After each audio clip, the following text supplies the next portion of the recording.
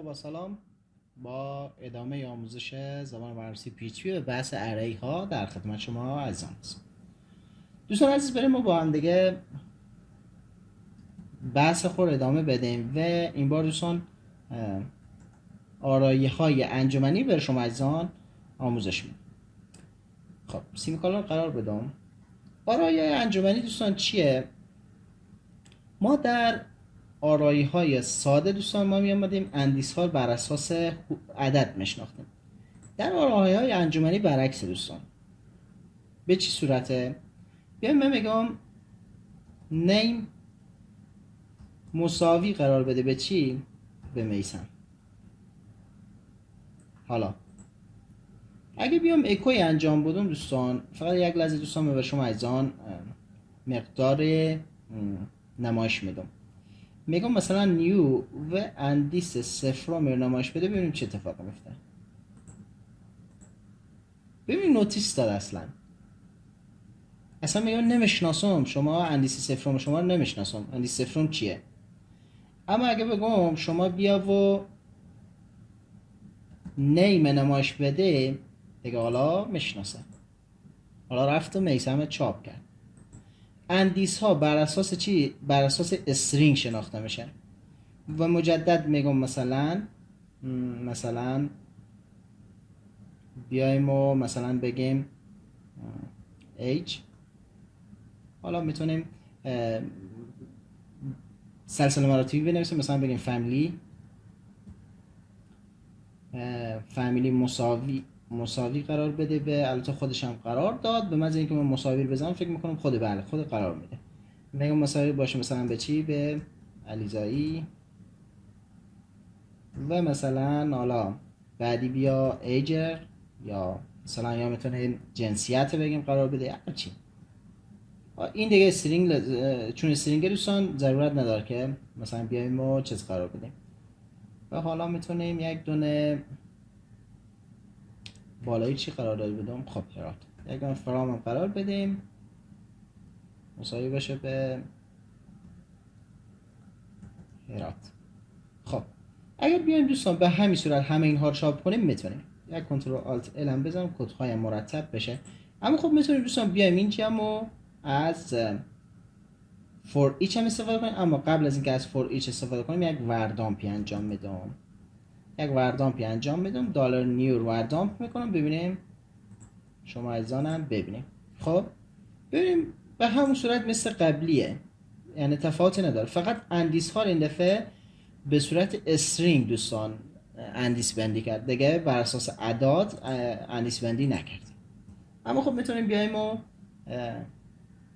از فور ایچ استفاده کنیم مجدد و با عمل فور ایچ اینا رو چاپ کنیم. چون از فور ایچ دوستان ما استفاده کنیم چون فور شما یاد داریم دیگه، فور ایچر مسلط بشیم به فور ایچ.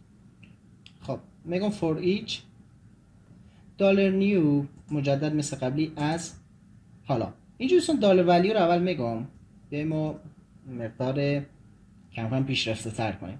میگم دلار ولیو چاپ کن دات چی کن، یک دونه HR هم بزن و برای ما نمایش بده. البته چی کن ایکو نکردیم دیگه، ایکو کن این. بیایم رفرش کنیم. خب وردامپ زایلن هنوز کامنت نکرد. خب این از این دوستان برای ما چاپ شد. این چاپ شد بدون هیچ گونه مشکل چاپ شد. اما دوستان بیایم پیشرفته تر کنیم. ما چیزی داریم در فور ایچ به نام دلار ایندکس. میگیم دلار ایندکسر ایرور. خب میگیم دلار ایندکس تو دلار ولیو. حالا میتونیم اینجا بگیم اول ایکو کن چی؟ دلار ایندکسر و بعد قرار بدیم مثلا یک مدان مساوی و اینا چاپ کن. اگه کنترل آلت ال هم بزنم مرتب بشه کدها یک دونه فاصله این طرف و این طرف اینم قرار میدم و میایم و رفرش میکنیم. خب دلار ایندکس چی کرد دوستان؟ آمد اندیس ها رو گرفت برای ما. دلار ایندکس وظیفه اینه که میایه اندیس ها رو میگیره. پس وقتی گفتیم عملا اینجا دوستان یک دقت کوچیک انجام بدیم، وقتی ما گفتم دلار ایندکس کنکاتینیت کن برای یک مساوی، خب معلومه، کاملا معلومه چی رو مایم کنکاتینیت کنم. یا چی قرار بدم و مساوی دوستان ولیو در قسمت قبلی هم گفتم که ولیو میایه و اینها رو برای ما چاپ میکنه، شماره بندی میکنه. ولی خب خودیو یعنی شماره یا مقدار میای مقدار داخلی رو چاپ میکنه. اما وقتی گفتیم دلار ایندکس تو، حالا ایرم چرا گفتم تو، بعدا دوستان در بحث OOP یا Object Oriented Programming در زمان برنامه‌نویسی PHP برای شما عزیزان میگم. گفتیم بیا تو دلار ولیو، یعنی بیا این دلار ایندکس داخلی و هر چی بود برای ما چاپ کن. اینجا هم گفتیم دلار ایندکس چاپ کن، اکو کن دلار ایندکس. دلار ایندکس چیه؟ همین مقدار یا اندیسه. اندیسه چاپ کن و بعد مساوی قرار بده به دلار ولیو. اینجا هم عملا آمد برای ما همین عمل چاپ کرد. به همین راحتی ما میتونیم آرایی های انجمنی بفهمیم دوستان. خب آرای تو در تو چیه دوستان؟ ایرم کامنت بکنم و ایرم بپیوندیم به این بالا. البته اینجا کار داره، اینجا کار داریم. مجدد دالر نیو تعریف میکنم دوستان. نیو مساوی بشه به اری. خب حالا آرایه انجمنی دوستان به همون صورت ساده بود، اما آرایه تو در تو به چی صورت؟ آرایه تو در تو یعنی آرایه داخل آرایه دیگر. حالا مجدد می نویسم آرایه. حالا میتونیم بیایم همین کار دوستان، یک لازم از این کاپی بگیرم، یک لازم اینجا کاپی گرفتم، اینجا قرار میدم که طولانی نشه. بیایم ما مثلا اینجا دیگه سیمیکالون نماید دوستان. اگر یک دانه بود که همین، اگر دو دانه بود میایم ما مثلا دوباره میرسیم اری و حالا داخل اینم قرار میدم با مقدار مثلا اینا قرار میدم، بعد از هر کدام قرار میدم مثلا یک دونه یک هم قرار میدم که شما عزیزان متوجه بشین منظور بنده چیه. خب کنترل آلت ال بزنم اون مرتب بشه، بریم یک رفرش انجام بدیم ببینیم چی اتفاق میفته. خب چرا نوتیس داد دوستان؟ به خاطر این نوتیس داد که پاک میکنم. وقتی ما تو در تو گفتیم یعنی یکی داخل دیگری.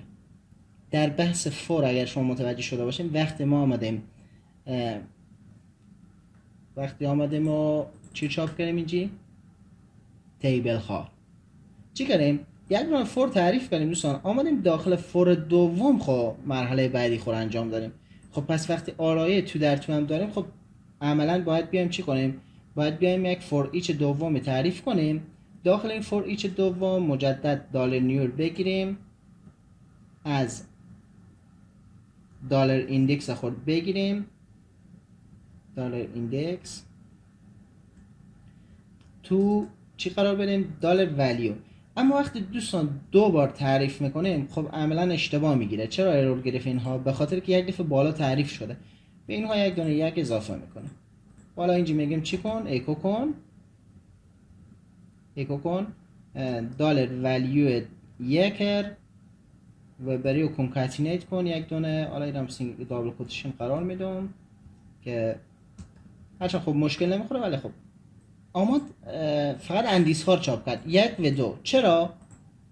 بیایم اگر ما امیر به جای وردامپ، خب اینجا یک مشکل داشتیم دوستان، یک مشکل داشتیم. حالا وردامپ انجام میدم، اما این مشکل این بود که دوستان ما مجدد با اینکه ولیو ها رو گرفته بودیم مجدد آمدیم دالر نیو قرار دادیم. یک روز عذرخواهی میکنم، به جای ولیو ما آمدم اشتباهی قرار دادم. خب یک وردامپ قبل از اینکه دوستان اجرا کنیم یک وردامپ انجام میدیم.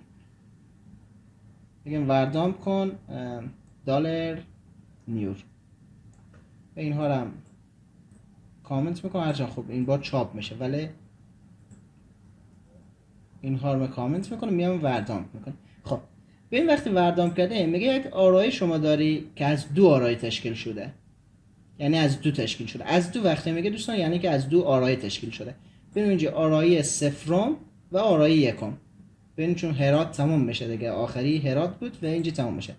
آرای یکم و آرای صفرم. اما میگه داخل آرای صفرم شما 4 دانه دوباره، پس 4 دانه چی داری؟ 4 دانه اندیس داری. حالا گفتم اندیس ها به صورت استرینگ، وقتی که از آرای تو در تو استفاده میکنیم یا آرای انجمنی استفاده میکنیم به صورت استرینگ. خب متوجه شدین دیگه، هر دو آرای ما 4 تاست و داخل اینها یک دونه یک هم اضافه داره. میبینیم که چاپ شد. بریم وردامپر کامنت کنیم و این از حالت کامنت خارج کنیم. یک رفرش انجام بدم که شما ایزان متوجه بشین. خب ببینیم آماد و چاپ کرد. هرچند خب چون دلار ایندکس دوستان قرار ندادم فقط آماد و متغیرها ما چاپ کرد. چرا؟ خب دوستان ظاهرا مشکلم نداره، فقط من کنترل شیفت آر زدم دوستان دیدم اجرا شد. خب ببینیم به همین صورت چاپ شد، مشکل خاصی هم نداشت، فقط نمیفهم چرا یک لحظه مرحله اول چاپ نکرد. وردام همینجی بود، خب پاک کردم وردام کنم پس برای شما ایزان قرار میدم. یک چکی انجام دادم هیچ مشکل هم نداشت، نمیفهم چرا در مرحله اول چاپ نکرد، اما در مرحله یک رفرشی دوباره انجام دادم خب چاپ کرد. ببین به این صورت چاپ شد. حالا میتونیم اینجا بیایم و بگیم چی کن، بگیم داره ایندکس یگر دات کاتینیت کن مساویر. خب به این فاصله ها رو هم مراعات کنیم. ببین اگه مجدد بیام کنترل شیفت آر بزنم میبینیم که به همین صورت چاپ شد. خب اینم دوستان از این موفق و کامیاب باشین. اینم بس آرایه ها. در قسمت بعدی دوستان بریم با کم کم بحث فرم آشنا میشیم دوستان. بحث فرم هم در زمان PHP میشه گفت یکی از لزومات و یا میشه گفت بحث های مهم در زمان برنامه‌نویسی PHP که مثلا چون ما بیشتر با فرم ها کار میکنیم. خب چارج لپتاپ هم تموم شد. موفق کامیاب باشین. در قسمت بعدی باز در خدمت شما عزیزان هست.